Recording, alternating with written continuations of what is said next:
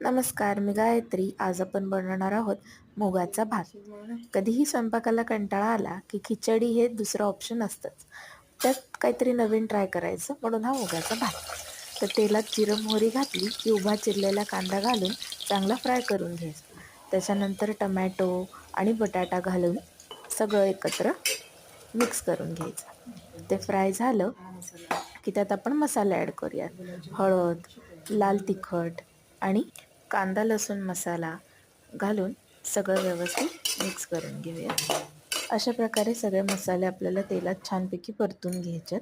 त्याच्यानंतर मोड आलेले मूग धुवून आपण याच्यात घालूयात आणि छान तेलावर परतून घेऊयात.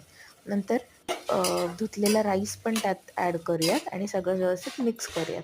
त्यात थोडंसं पाणी घालून तूप घालून कुकरला एक 2-3 शिट्ट्या छान काढून घेतल्या की आपला मुगाचा भात मस्तपैकी बनून तयार होतो.